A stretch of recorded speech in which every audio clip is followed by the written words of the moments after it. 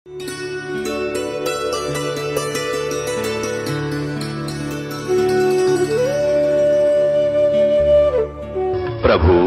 राम देव भगवान अल्लाह खुदा ईश आदि नाम एक ही शक्ति के हैं। वो कैसा है, कहां है, कैसे मिलता है, किसने देखा है? ये प्रश्नवाचक चिन्ह पूर्ण रूप से हटाने के लिए अवश्य सुनिए जगत गुरु तत्वदर्शी संत रामपाल जी महाराज के अमृत वचन, सर्व पवित्र धर्मों के पवित्र शास्त्रों के आधार पर। परमात्मा कहते तुम्हारा जीवन, तुम कहां फूले फिर रहे हो इस काल के लोक में। आप जी का जीवन इतना ही है कि जैसे मोती ओस का, ऐसी तेरी आव, ऐसी तेरी सतिथि है। और कह कबीर करो बंदगी, भाई बहुर ने ऐसा दाव। मनुष्य जीवन का मिलना, फिर ये तत्व ज्ञान का मिलना, कहते हैं फिर ये दाव नहीं लगेगा, ये फिर सु अवसर तुझे प्राप्त नहीं होगा। पुण्यात्माओं, हम सभी प्राणी सतलोक से आए हैं और हम सभी के एक ही परमात्मा, एक ही परमपिता, हमारा एक ही भगवान है। हम अपनी गलती के कारण इस काल के जाल में फंस गए। इस काल के जाल में फंसने के उपरांत हमारे साथ कितने कष्ट, कितनी आपत्तियां आ रही हैं, उनसे हमें परिचित परमात्मा ही काके कराते हैं। और अपने बच्चों की चिंता, अपने बच्चों के दुख में दुखी अपने ही माता पिता होते हैं। हमारा माता पिता एक ही है। त्वमेव माता च पिता त्वमेव, त्वमेव बंधु च सखा त्वमेव, त्वमेव विद्या च दरुण त्वमेव, त्वमेव सर्वं मम देव देव। हे देवों के देव, हे भगवानों के भगवान, तू ही मेरी माता है, तू ही मेरा पिता है और तू ही मेरा सब कुछ है। तो वो माता पिता हमारे कबीर देव हैं। वो कबीर देव, कबीर साहब, वो हमारे कुल मालिक हैं। उन्हीं को हमारे दुख में दुखी होना पड़ता है। पुण्यात्माओं, हम यहां रह रहे हैं और यहाँ का जो भगवान है, यहाँ का जो स्वामी है, मालिक है, वो काल है, ज्योति निरंजन। उसका ज्योति निरंजन भी कहते हैं, उसको ब्रह्म बोलते हैं, ब्रह्म भी कहते हैं। पुण्यात्माओं, ये एक तत्व ज्ञान है और तत्व ज्ञान को समझने के लिए आपको समय भी लगाना पड़ेगा। जैसे हम अपने बच्चों को पढ़ाते हैं, बच्चे एमए करने के लिए 16 वर्ष तक पढ़ते हैं, घर से खर्चा होता है, माता पिता उनको फ्री रखते हैं कि बच्चों, बेटा बेटी तुम पढ़ो, शिक्षा ग्रहण करो। तब वो 16 वर्ष में बच्चे ट्यूशन भी लगवा लेते हैं, कोचिंग भी लेते हैं, जब जाकर के 2 रोटी का साधन बनता है, बने तो बने, ना भी बने। तो ऐसे ही हमने परमात्मा पाने के लिए, आत्म कल्याण कराने के लिए समय अवश्य लगाना पड़ेगा। तो यदि आपने आत्म कल्याण करवाना है तो समय लगाना पड़ेगा, सत्संग रह कर सुनना पड़ेगा, फिर आपका कल्याण अवश्य होगा। अब जैसे ये तत्व ज्ञान है और तत्व ज्ञान में प्रत्येक पॉइंट क्लियर करके चलना पड़ता है ताकि जरा सा भी शंका श्रोता को ना रह जाए। और जब तक शंका समाधान साथ नहीं होगा तो ये सत्संग जो हम श्रवण कर रहे हैं, इसमें भी हम मन उथल पुथल मचाता रहेगा। इसलिए दास की कोशिश रहती है, ये प्रयत्न रहता है कि इन शंकाओं का समाधान साथ करते चले। अब जैसे यहाँ हम काल के लोक में आए हुए हैं, इसको ब्रह्म बोलते हैं। ब्रह्म का अर्थ वैसे परमात्मा होता है, भगवान ब्रह्म, लेकिन यहाँ का ब्रह्म जो है ये ज्योति निरंजन ब्रह्म रूप से ये परिपक्व हो गया। इस ब्रह्म को यहाँ का मालिक ब्रह्म जो ज्योति निरंजन है अर्थात यो काल है, ये ही ब्रह्म नाम से सुप्रसिद्ध हो गया। इसलिए परमेश्वर की परिभाषा बताने के लिए पूर्ण ब्रह्म अक्षर का प्रयोग करना पड़ता है। अब जैसे ब्रह्म का अर्थ भगवान ईश कहो चाहे ब्रह्म कहो प्रभु कहो, इतना ही काफी था यदि एक ही प्रभु होता। लेकिन यहाँ 21 ब्रह्मांड का प्रभु यानी स्वामी ये ज्योति निरंजन काल है, इसलिए ये अपने ब्रह्मांडों में प्रभु नाम ब्रह्म नाम से प्रसिद्ध हो गया है। जैसे किसी कार्यालय में कोई अधिकारी होता है, जैसे दास पहले जेई की सर्विस करता था, तो हमारे महकमे में एसडीओ साहब फिर एक्सियन साहब, एक्सियन के ऑफिस में जब हम जाते थे तो वहाँ कोई भी कार्य होता था तो वहाँ के जो कर्मचारी थे वो कहते थे साहब ने ये काम बोला है, एक दूसरे से कहते थे साहब ने ऐसा कहा, तो उनके लिए अंडरस्टूड होता था वो साहब कौन है, एक्सियन साहब।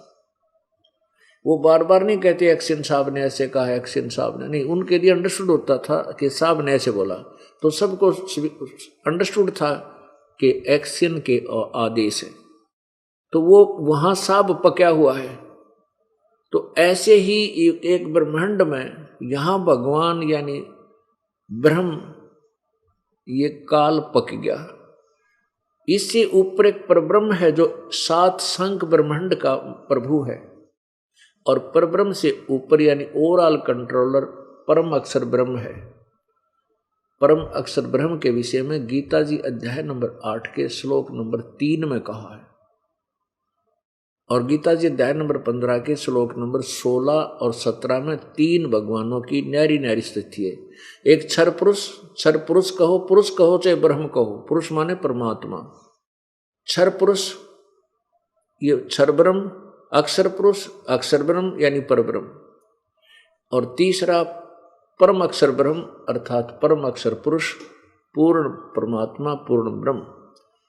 ये 3 स्थिति है। जो पूर्ण ब्रह्म है, जो परम अक्षर ब्रह्म है, वो असंख्य ब्रह्मांडों का ओवरऑल कंट्रोलर है, इंक्लूडिंग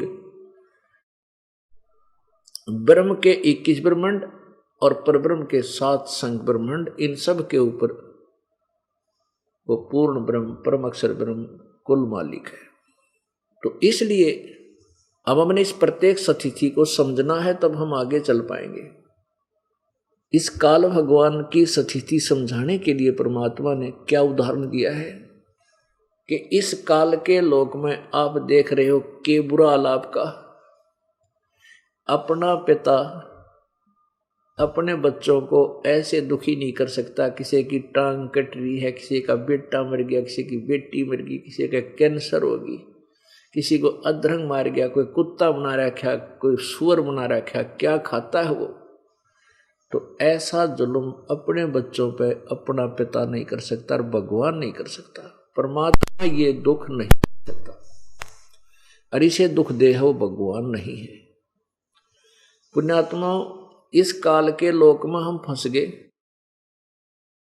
इस काल के लोक में फंसने के उपरांत यहां पर हमारा कर्म प्रधान बना दिए इसने। काल के लोक में फंसे तो हमारा, ब्रह्म के लोक में आए तो हमारा कर्म लगे। सतलोक में कर्म नहीं है, वहां कोई भी काम नहीं है, वहां किसी प्रकार का भी कोई काम नहीं है, कर्म नहीं है, ना कोई पाप होता है। वहां सदाबहार वृक्ष हैं, अमृत आहार है, अमृत के सरोवर भरे हुए हैं।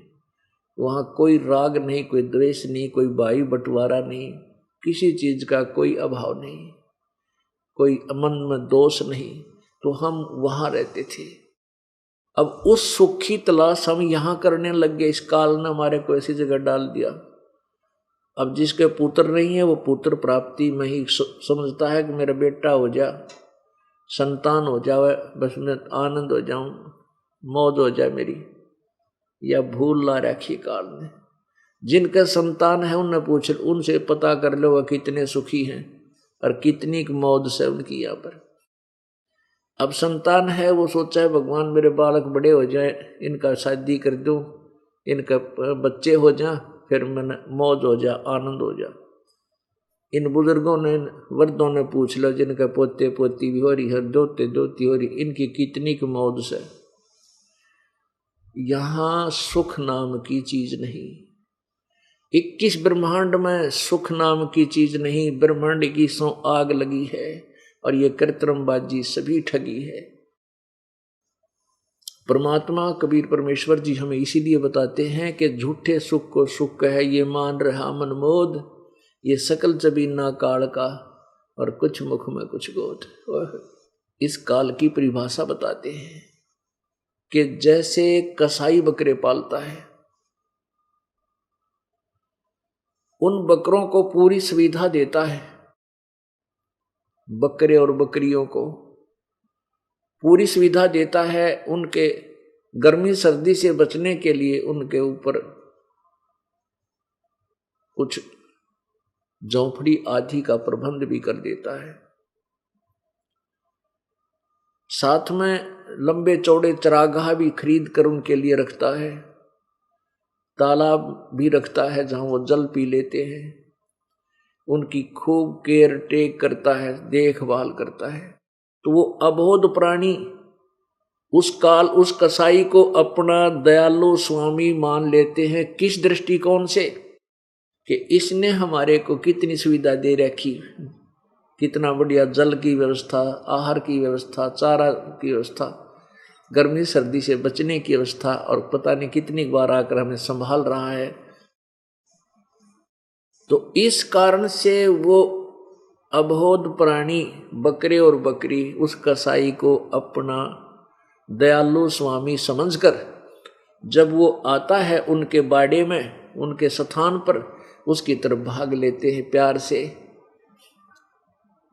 और फिर वो ऐसे हाथ लगाकर देखता है। वो बकरे और बकरी समझते हैं ये तुम्हें प्यार दे रहा है, तुम्हें प्यार दे रहा है। वो फिर क्या करते हैं बकरे? उसको प्यार से चाटते हैं कसाई को। वो प्रतिफल में प्यार देना चाहते हैं और कोई ऐसे पैर उठा करके प्यार सीने से लगाना चाहते हैं कि बड़ा दयालु है हमारा मालिक। और वो हाथ लगाकर देख रहा होता है, यो कै किलो का हो गया, इसमें मांस कितना हो गया, कितने का बिकेगा। और वो भोली आत्मा समझते हैं हमारा मालिक हमारे से प्यार दे रहा है, हमारी मालिश कर रहा है। और जब आता है कहीं से ऑर्डर आ गया 10 बकरों का, तो वो ना देखता किसका बेटा मरा, किसकी बेटी मरा, किसकी माँ मरा, या बाप मरा, या भाई मरा, या दोनों मरा इकट्ठे। लाठी लेकर न्यू आंख लेता है, निकाल लेता उनको बाहर मोटे मोटे छांट के और जाके कड़च करा देता है। तो पुण्यात्माओं, इस काल ने आप जी को उस कसाई की तरह, बकरे जैसे कसाई पालता, ऐसे ही आपको रोका हुआ है। हमने ये भगवान दिखाई देता है ब्रह्म, ये ज्योति निरंजन, ये काल, किस दृष्टिकोण से? कि जैसे देखो कितनी बढ़िया पृथ्वी, यहाँ कितने सुंदर बाग बगीचे, झरने बह रहे हैं, सुंदर दरिया बह रही हैं, जल है, जमीन में जल है, काजू किस्म, सेब संतरे, और कितनी सुंदर हवा चला रखी है, सूर्य बना रखा है। तो इस कारण से ये देखे तो हम समझते हैं बड़ा दयालु भगवान, देख कितनी हमारी केयर टेक करता है। और फिर देखते एक्सीडेंट में कुंबा का कुंबा गाड़ी हो जाती है, अक्षेत्र का अक्षेत्र, भूकंप आ जाता है, गर्क हो जाता है, नष्ट हो जाता है। तो फिर ये भगवान की संज्ञा समाप्त हो जाती है, फिर भगवान वाले गुण समाप्त हो जाते हैं। पर इतनी अकल हमारे में नहीं छोड़ रखी इस काल ने। हम सोच ही नहीं सकते कि हमने ये सोच रखा है यहां तो ऐसा होता ही है, और हम निश्चिंत हो जाते हैं। मरना तो है ही, वो भी मर गए भाई।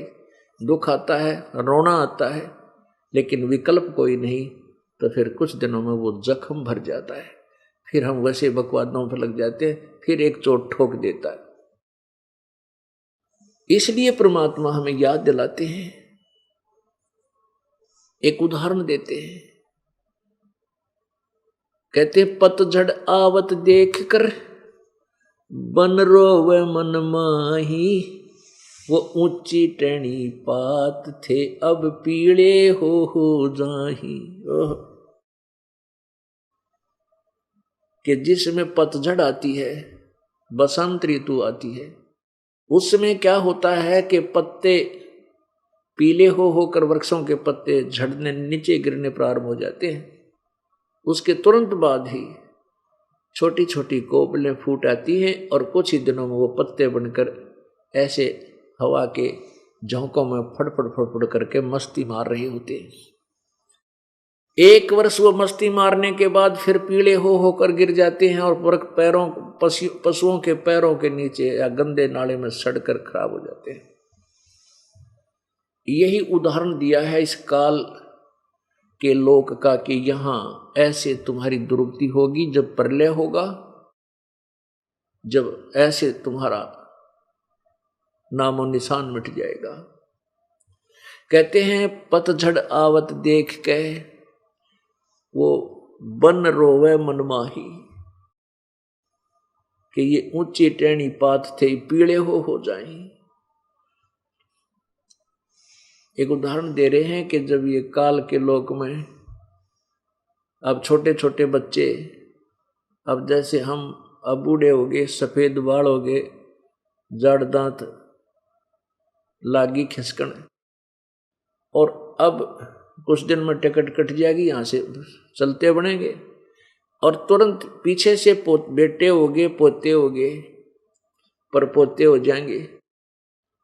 तो क्या बता रखा है कि जैसे पतझड़ आवत देख कर बन रोवे मनमाही, जो ऊंची टहनी पात थे ये पीले हो जाएं। तो ऐसे ही पत्ते, जैसे वृक्ष के पत्ते झड़ गए, वो टूट के गिर गए, वो तो गए नाश हुआ, और छोटे छोटे फिर कोपल फूट गई और तुरंत फिर पत्ते बनकर वो मस्ती मार, एक साल वो नाच कूद लेंगे, फड़फड़ कर लेंगे, वो फिर गिर जाएंगे, उनका विनाश होगा।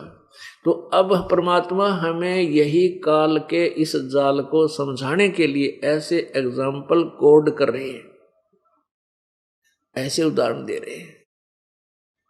फिर क्या कहते हैं, जैसे एक व्यक्ति घर का अकेला, किसी का कैंसर होगी, एड्स होगी, वो फाइनल मौत है, वो तो खत्म न सोच लेता है, फिर वो रोता है बैठ के, हे भगवान मैं तो मरूंगा, अब मेरी मृत्यु होगी, अनु सोचा ही कहाँ जाऊंगा, क्या होगा मेरा, क्योंकि भरे परिवार को छोड़कर जब ये चलता है प्राणी, तब इसकी आंखें खुलती हैं। जब तक ये स्वस्थ है, 2 रोटी समय पर मिल रही है, बकवाद तोलता है, सारे नरी को बद कुमाता है, परमात्मा के निकट नहीं आता है तो नकली सा काम चाहिए, इसने भक्ति की सही व्यवस्था की आवश्यकता नहीं। पुण्यात्माओं, परमात्मा के चरणों में आने के बाद कैंसर भी ठीक हो जाएंगी, एड्स भी ठीक हो जाएंगी। भगवान एक पल में जो चाहे सो कर सकता है, जो हमारे अंदर जगह हो उस परमात्मा तो लाभ लेने की। परमेश्वर कहते हैं, कबीर जी अपनी महिमा आप बताते हैं कि सतगुरु के दरबार में कमी काहे की ना, और हंसा मौज नहीं पावता तेरी चूक चाकरी में। इस परमेश्वर, कबीर परमेश्वर की डिक्शनरी में इम्पॉसिबल वर्ड नहीं है, कबीर परमात्मा के शब्द कोश में असंभव शब्द नहीं है, लेकिन हम उसका लाभ नहीं प्राप्त कर पा रहे हैं, तो हमारी कोई सेवा और सिमरन में, श्रद्धा में कोई त्रुटि है। सतगुरु के दरबार में कमी काहे की ना, हंसा मौज नहीं पावता तेरी चूक चाकरी में। तो परमात्मा हमें क्या बताते हैं कि जब एक परिवार का सदस्य जो भक्ति नहीं करता, वो मरने लगता है, फिर रोता है, है पता नहीं अब क्या होगा, कहाँ जाएंगे। इसी दृष्टिकोण को समझाते हुए क्या कहते हैं, पात जड़नता यूं कहे सुन भई तरवर राय, अब के बिछड़े नहीं मिला न जाने कहाँ गिरांगे जाए। अब वो पत्ता वृक्ष से टूटता हुआ गिरता हुआ मानो कह रहा हो, पात झड़नता यूं कहे सुन भई तरवर राय, हे वृक्ष मेरी पुकार सुन ले, अब के बिछड़े नहीं मिला ना जाने कहाँ गिराएंगे जाए। जैसे वृक्ष से टूट गया पत्ता, पता नहीं हवा कहाँ डाल लगी उसने पटक के। अब वो जैसे एक व्यक्ति मृत्यु को प्राप्त हो रहा है, दूसरे व्यक्ति उसके पास बैठ जाते हैं, स्त्री पुरुष, वो फिर रोता है, सब समझाते हैं भाई सब ने मरना है, ये तो कोई नहीं रहेगा, एक दिन सब ने जाना है, हम भी मरेंगे, यानी उसको संतुष्टि देते हैं कि ज्यादा दुख मत पाओ, तो मृत्यु तो होनी ही होनी है।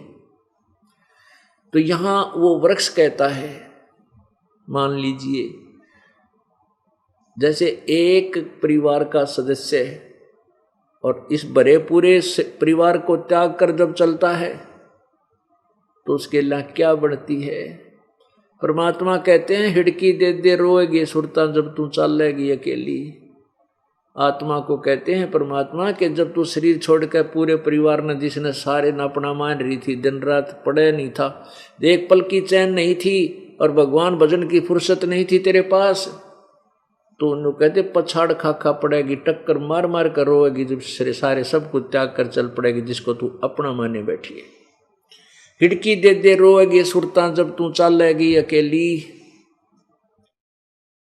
तो यहां उदाहरण देकर परमात्मा कहते हैं तरवर कहता पात से सुनो पात एक बात, यहाँ की यह रीति है एक आवे एक जात। इस काल के लोक मत यह परंपरा है, यह रीति है। एक आ गया पोता हो गया, दादा मर गया, एक आया एक चालता बना। कहते यहाँ की यह रीति है एक आवे एक जात, अर्थात यहाँ कोई भी ठिकाना नहीं है। परमात्मा ने अभी आपका परमेश्वर की महिमा, परमेश्वर की वो सौषम वेद की एक वाणी आपको सुनाई थी, भाई आगे गए ना बावड़े, पहले गए उन वह तो वापस आए नहीं तुम्हारे पास, तुम्हारे घर में एज इट इज, और रहते भी सब जाही बिन साहिब की बंदगी की ठोर ठिकाना नहीं। साहिब मान परमात्मा पूर्ण ब्रह्म की भक्ति के बिना कितना ठोर ठिकाना नहीं। आज हम अपने इस घर कोठी कमरों को, फैक्ट्री और अपने रोजगार को अपना माने बैठे हैं, इन परिवार को अपना मानने बैठे, बेटे और बेटियों को, कार और कोठियों को नहीं। एक सेकंड का भरोसा नहीं, कब जीव यहाँ एक पल का भी भरोसा नहीं है, विश्वास नहीं है, कब मृत्यु हो जा। यहाँ से कहेंगे चलो चलो उठाओ उठाओ, फूको इसको, दबाओ गाड़ो। फिर यहाँ जैसे भी इसने पुण्य और पाप किए, उन पुण्य पापों के आधार पर ये कहाँ जाएगा, पुण्य के आधार पर स्वर्ग जाएगा। वहाँ इसका समय निर्धारित होगा कि तेरी जेब में कितना अमाउंट है, कितना पैसा है, यानी कितने पुण्य हैं, उसके आधार पर उसका समय निर्धारित हो जाएगा कि 5 वर्ष का स्वर्ग है तेरा। जब वो स्वर्ग समय समाप्त हो जाएगा, फिर उसी प्रकार यहाँ जैसे मर गया, वहाँ कहते मर गया, वो देव शरीर छूट गया, उठाओ उठाओ चलो यहाँ से, फिर नरक जाएगा। नरक का समय भी निर्धारित है। जब नरक का समय भोग लेगा फिर कहेगा चलो नीचे गधा बन। अब गधे का समय निर्धारित है, वो समय पूरा होते चल सुअर बन। यदि स्वर्ग महास्वर्ग तक चला गया तो भी मृत्यु है, ब्रह्मलोक तक भी जीव वापस आता है। इसलिए कहा कि बिन परमेश्वर की भक्ति बंदगी की ठोर ठिकाना ना, सतलोक में जाने के बाद या चलो चलो खत्म होगी और कितने रुकावट नहीं है, सब चलते रहेंगे। तो पुण्य आत्माओं हमें सतलोक ही चलना है, और सतलोक जाने का सुअवसर अब ये समय है जो बिचली पीढ़ी कलयुग की प्रारंभ हो चुकी है सन 1947 से, यानी 20वीं सदी से। और अब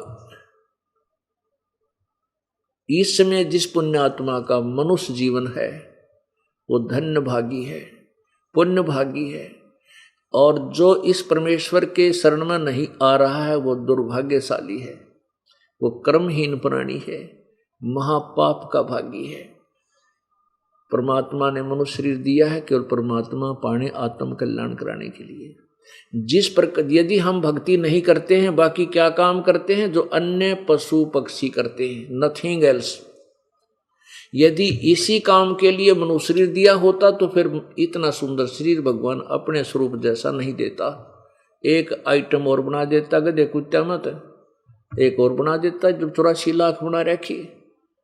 आपको विशेष जन्म, विशेष शरीर दिया है, इसमें सद्बुद्धि दी है, इतनी अकल दी है कि आप कुछ गर्मी सर्दी से, प्राकृतिक आपदाओं से बचने के लिए कुछ मकान बना सकते हो, झोंपड़ी डाल सकते हो, समय पर आहार कर सकते हो, बनाकर खा सकते हो, अपने दुख को किसी को कह के हल्का कर सकते हो, आप गुरु बना सकते हो और सत्य भक्ति कर सकते हो।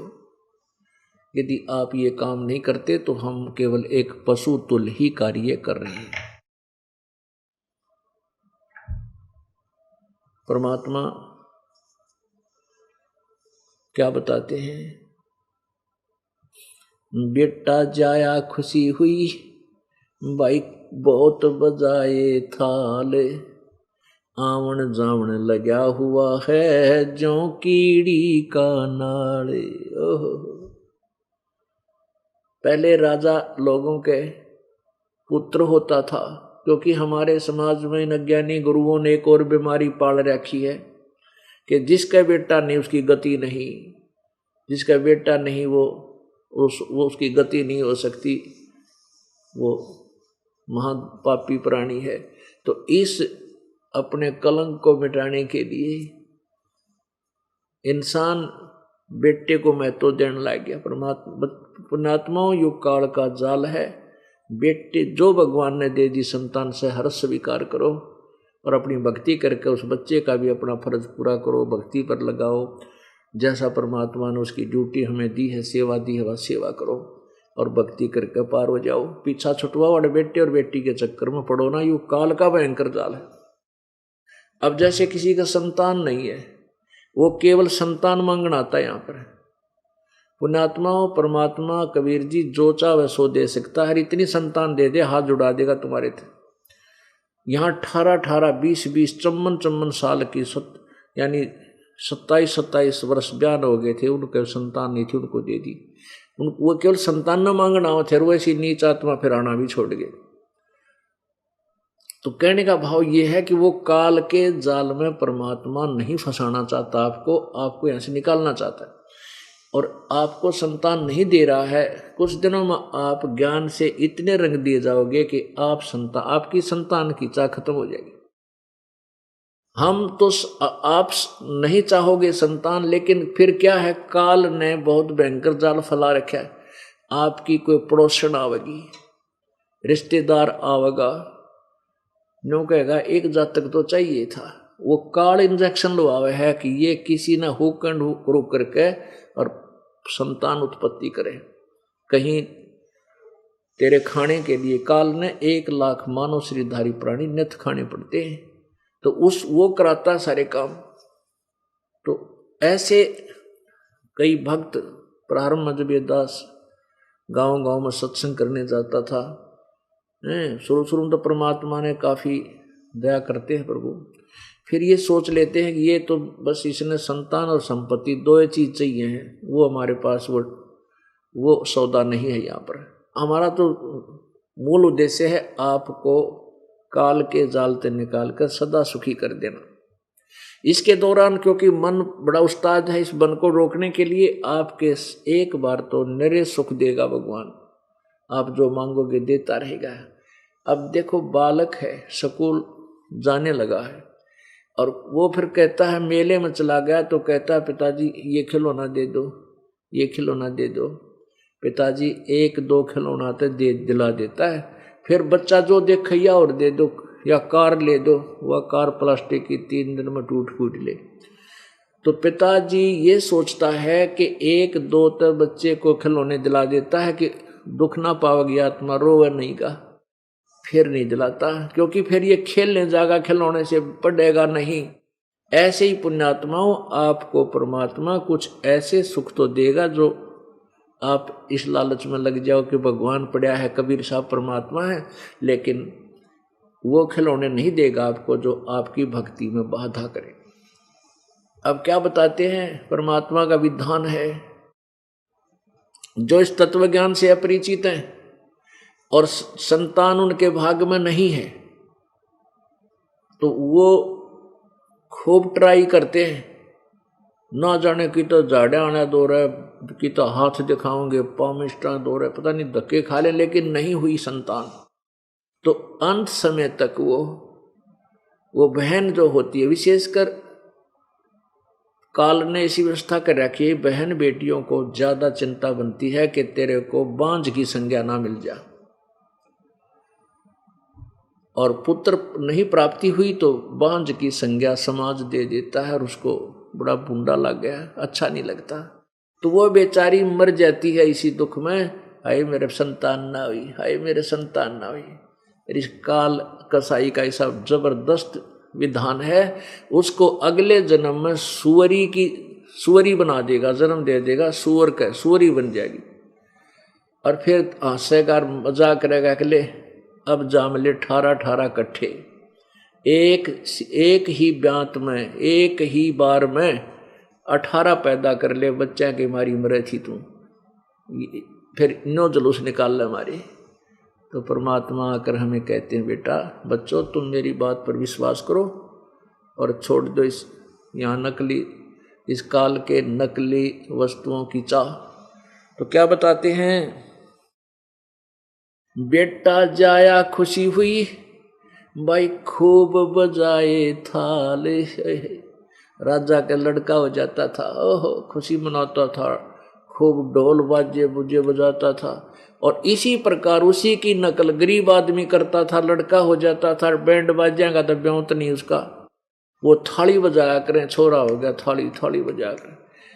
अब गांव में हम देखा करते, गली में ये पता होता था कि अमुक उनके घर में उनकी पुत्र वधू के बालक होने वाला है, और जब भी वो आवाज आती थाली बाजी, ओ हो उनका लड़का हो गया, फलाना का बहू का बालक होने वाला था, तो थाल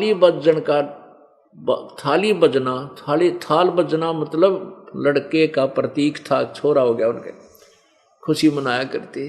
परमात्मा कहते हैं फिर कहते हैं एक व्यक्ति के 15-16 साल में एक लड़का हुआ, उसका दादाजी ने बड़ी खुशी मनाई, 10-15 गांव का निमंत्रण दे दिया और बहुत पार्टी करी, मौज मचा दी, बैंड बाजे बजवा दिए, रोड मस्तार दिया है पोता होने की खुशी में। 1 वर्ष के बाद वो जन्मदिन भी ना आया था, दूसरा पोता मर गया, उसकी मृत्यु होगी, खा गया काल उसे, अब टक्कर मार बार रो रहे हैं, पहले तो ढोल बैंड बाजे बजावे थी। समाचार पत्र में एक दिन देख रहे थे, पढ़ा सुबेरे, देखा कि एक पहले दिन शाम के समय एक लड़के की शादी थी और औरतें नाच रही गा रही खूब, जैसा भी यहाँ इस नकली सांग में हम राजी होते हैं वो कर रहे। और सुबह क्या हुआ कि रोहतक से चली थी वो बारात, कलानौर एक छोटा सा कस्बा है, वहाँ जाकर के एक्सीडेंट में वो दूल्हा भी मर गया और 7-8 और मर गए, 10 आदमी की मृत्यु होगी उन बरातियों की। और फिर उससे अगले दिन चित्र देखा और हाहाकार मचा रहे, टक्कर मारे, रोए, बाढ़ पाड़े। तो यहाँ परमात्मा कहते हैं इस झूठे सुख को सुख कह ये मान रहा मनमोद, ये सकल जमीना काल का कुछ मुख में कुछ गोद। नानक साहब जी कहते हैं ना जाने काल की कर डारे, किस विध ढल जा पासावे, जिनाते सरते मौत खुड़क दी उन्होंने केड़ा हासावे। पुण्यात्माओं, परमात्मा हमें इस काल के जाल से निकालने के लिए आते हैं, लेकिन काल ने भी अपना पक्का प्रबंध कर रखा है।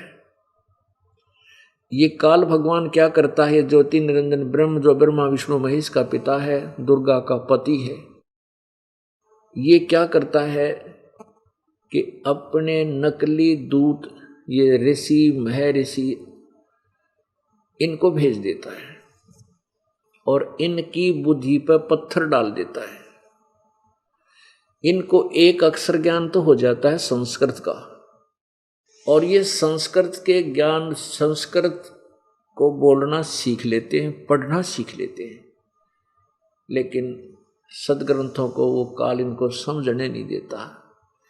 अन्य प्राणी, अन्य जो जनता होती है वो अशिक्षित, और वो काल के दूत एक शिक्षा प्राप्त है, तो उनको काल ज्ञान देता नहीं। वो दंत कथा इधर की सुनी उधर की सुनी, फिर संस्कृत में बोल बोल के सारी दुनिया को भ्रमित कर देते। तो वो भोली जनता ये समझ लेती है कि तो महर्षि पढ़ा है, ये तो बड़ा जगत गुरु दिखा है, बड़ा बढ़िया बोलता है, क्या बात कही। तो पूर्ण रूप से पूरे मानव समाज में भक्ति रूपी अज्ञान का अड़ंगा भर देता है।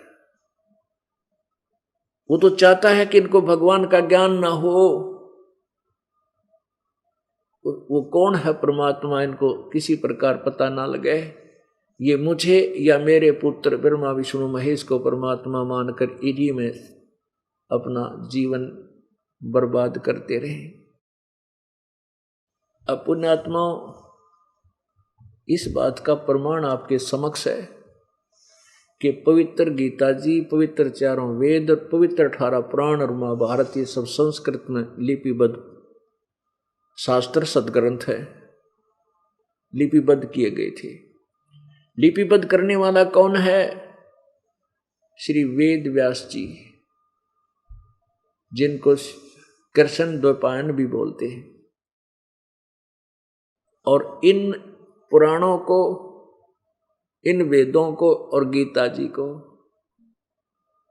5500 वर्ष से ये अज्ञानी ऋषि महर्षि को आवे, ब्राह्मण गुरु को आवे थे, ये पढ़ते आवे थे, पढ़े थे, औरों को भी पढ़ावे थे, और शिक्षा भी कहे थे कि नित्य गीता का एक पाठ कराया करो, एक अध्याय का। लेकिन किसी को कै खे का पता नहीं था इनमें लिखा क्या है, ये संदेश क्या दे रहे। ऐसा क्यों था कि काल भगवान ने सबकी बुद्धि ऑफ कर दी, इनके अज्ञान रूपी मोतिया बंद कर दिया, जिस कारण से ये विद्वान नजर आवे थे, पर विद्वान कति नहीं थे, 1% भी विद्वान नहीं थे। इनको ज्ञान ही नहीं था, ना ब्रह्मा जी को ज्ञान, ना विष्णु जी को ज्ञान, ना शिव जी को ज्ञान। फिर ये ऋषि महर्षि, इनके पुजारी नीचे जो आके यहाँ ये प्रभु पाक रहे थे, स्वामी महर्षि को आवे थे, इनको तो कहाँ से ज्ञान होना था। अब पुण्यात्मा, यहाँ थोड़ी सी बात गड़बड़ हो जाती है कि ये दास ब्रह्मा विष्णु महेश को ये कहे कि इनको ज्ञान नहीं था, और इन वशिष्ठ मुनि जैसों को भी ज्ञान नहीं था, नारद जी जैसों को भी ज्ञान नहीं था, और विश्वामित्र जैसों को भी, भारद्वाज जैसों को भी ज्ञान नहीं था। तो पुण्यात्मा, जिस रंग में हिंदू समाज रगा हुआ है, कति स्वीकार नहीं करे, और इस दास को न्यू सोचा तो कति मेंटल आदमी है, जो किसी महापुरुषों को कह कर इनको ज्ञान नहीं है और अपने आप को विद्वान सिद्ध करना चाहता नहीं। दास का कति प्रयत्न नहीं है, और न ही कोई महिमा की भूख है, क्योंकि महिमा इसमें हो ही नहीं सकती। वो तो मूर्ख और अज्ञानी सोचेगा कि मैंने न्यू कर दिया, मैंने ये ज्ञान दे दिया। यो ज्ञान तो परमात्मा ने पहले सदग्रंथों में लिखा हुआ है, ना हमारा बनाया हुआ, और ना हम बनावांगे वो ज्ञान नहीं, क्योंकि वेदों के विरुद्ध होगा। अगर हम वेदों वाला ही कहते हैं तो वेदों में लिखा है, गीता जी में लिखा ही है, तो उस ज्ञान को समझना हमारा काम है और समझाना प्रभु का। कबीर परमेश्वर की दया से हमारी बुद्धि ऑन होगी, हमारा आंख वो अज्ञान रूपी मोतिया बिंद का ऑपरेशन हो गया, अब मुझे दिखाई देने लग गया। और यहाँ एक हॉस्पिटल बना दिया बरवाड़ा में सबके मोतियाबिंद के ऑपरेशन करने का, यानी आपका भी अज्ञान रूपी मोतियाबिंद का यहाँ ऑपरेशन होगा और कितने पृथ्वी पर नहीं है। अब यहाँ थोड़ा सा प्रसंग है तो इसको कुछ प्रमाण देने पड़ेंगे। बगैर प्रमाण के ये शब्द जो दास के मुख से निकले हैं कि ब्रह्मा विष्णु महेश और ये ऋषि महर्षि अज्ञानी थे, तो एक बार तो श्रद्धालु ये समझेंगे कि ये बहुत कड़वी बात कह रहा है, ऐसे वचन नहीं बोलने चाहिए इस संत ने। पुण्यात्माओं, सत कड़वी होती है और कड़वी बिना, जैसे कुनीन एक औषधि होती है, गोली होती है कुनीन की, और वह खूब कड़वी होती है और वो खानी पड़ेगी, उसके खाए बिना वो रोग कटे नहीं। तो ये सत कड़वी है, इतनी कड़वी है कुनीन जैसी, लेकिन एक बार इसने ग्रहण कर लेना, इसको गले से उतर जाने देना, फिर देखना ये कैसे रंग लाओगी। अब आपको ये इसलिए ये कुनीन आपको स्वीकार कराने के लिए अब उदाहरण देता है दास। ये है श्रीमद् देवी भागवत, ये दास की बनाई हुई नहीं है, वेद व्यास जी की लिखी हुई है, इन ब्राह्मणों का अनुवाद किया हुआ है ऋषियों का। दास तो आपका पढ़कर सुना होगा, इसमें क्या लिखा है ये देखो। ये है गीता प्रेस गोरखपुर से प्रकाशित है, श्रीमद् देवी भागवत, संपादक हनुमान प्रसाद पोदार, चमनलाल गोस्वामी। इसके 28 पृष्ठ पर देखो, ये पहला स्कंद है, पृष्ठ 28, या नीचे आइए।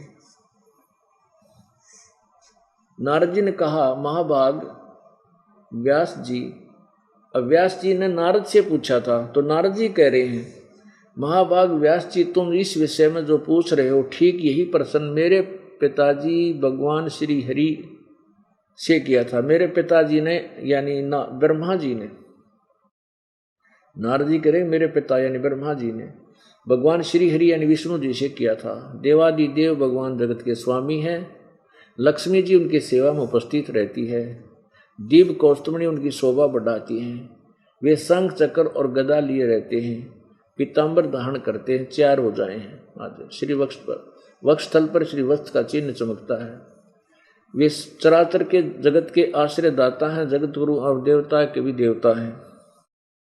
ऐसे जगत प्रभु भगवान श्री हरि यानी विष्णु जी महान तप कर रहे थे, उनकी समाधि लगी थी। यह देखकर मेरे पिताजी ब्रह्मा जी को बड़ा आश्चर्य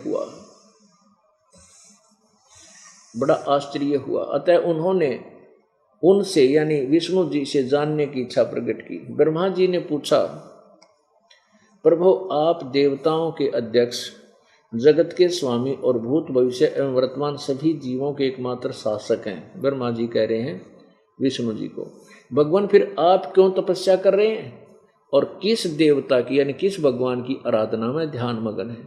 मुझे असीम आश्चर्य तो ये हो रहा है कि आप देवेश्वर एवं सारे संसार के शासक होते हुए भी समाधि लगाए बैठे हैं। अब के बोला वो श्री हरि विष्णु जी। ब्रह्मा जी के विनीत वचन सुनकर भगवान श्री हरि कहने लगे, ब्रह्मन सावधान होकर सुनो, मैं अपने मन का विचार व्यक्त करता हूँ। अब ज्यादा ना सुना के आपको इतना बताता हूँ, ये देखिएगा क्या कहता है भगवान विष्णु के, मुझे सब प्रकार से शक्ति के अधीन होकर रहना पड़ता है, उन्हीं भगवती शक्ति का मैं निरंतर ध्यान किया करता हूँ, यानी मैं दुर्गा की पूजा करता हूँ। ब्रह्मा जी मेरी जानकारी में भगवती शक्ति यानी दुर्गा से बढ़कर दूसरे कोई देवता नहीं है। अब ब्रह्मा जी विष्णु जी के ज्ञान का आज्ञा ओढ़ ये कति अज्ञानी था, ये नो कहे कि मैं तो दुर्गा से ऊपर कोई भगवान न मानता, और दुर्गा कहती है उस ब्रह्म की पूजा करो, ब्रह्म की। तो इससे सिद्ध हो गया कि विष्णु जी को कति ज्ञान नहीं था। आगे देखो, अब देखो 562 पृष्ठ पे इसी पवित्र देवी भागवत महापुराण के 562 पृष्ठ पे देवी क्या कह रही है। यह है 7वां स्कंद और पृष्ठ 562 देवी द्वारा हिमालय को ज्ञानोपदेश ब्रह्म स्वरूप का वर्णन। देवी जी कहने लगी, पर्वतराज, उस ब्रह्म का क्या स्वरूप है यह बतलाया जाता है, जो प्रकाश स्वरूप सबके अत्यंत समीप में स्थित हृदय रूप गुहा में स्थित होने के कारण गुहाचर नाम से प्रसिद्ध और महान पद अर्थात परम प्राप्य है। वह ये 36वां अध्याय है 7वें स्कंद का। वह समस्त प्रजा के ज्ञान से परे है और किसी की बुद्धि में आने वाला नहीं है, यह तुम जानो। जो भी है आगे देखो। वह परम प्रकाश रूप है, सूक्ष्म से अत्यंत सूक्ष्म है, जिसमें संपूर्ण लोक और उन लोकों में निवास करने वाले प्राणी स्थित हैं।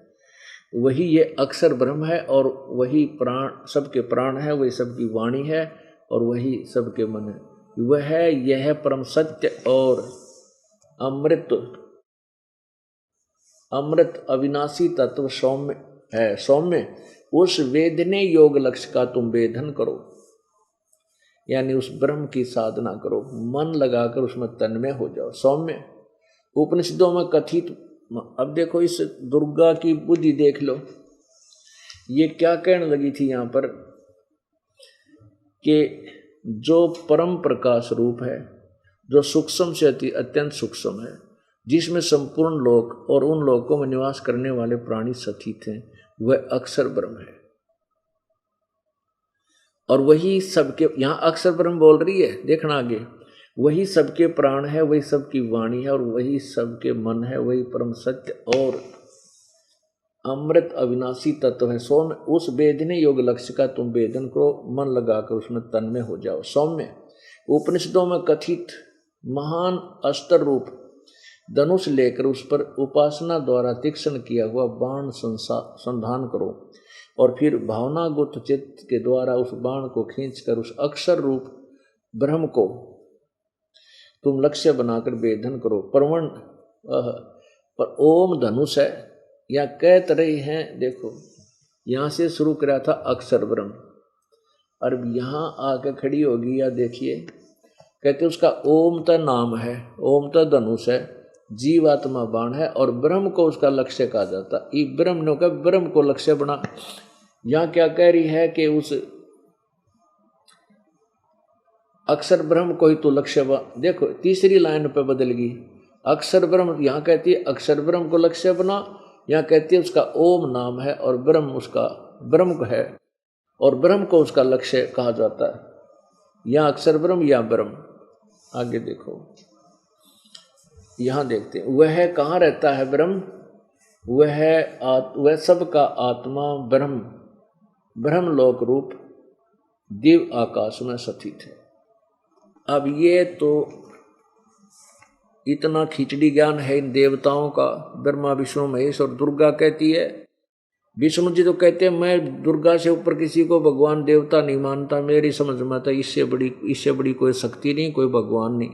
दुर्गा कहती है कि उस उलझ पुलझ कर रही है, कदे अक्षर ब्रह्म कहती है, कदे कहीं ब्रह्म कहती है, और वो कहती है उस ब्रह्म की पूजा करो, वो ब्रह्म लोक में रहता है। गीता जी अध्याय नंबर 8 के श्लोक नंबर 16 में लिखा है कि ब्रह्म लोक तक भी गए हुए फिर भी पुनर्जन्म आते हैं, उनकी पुनरावृत्ति होती है, जन्म मृत्यु में रहते, वो अविनाशी पूर्ण मोक्ष प्राप्त नहीं करते।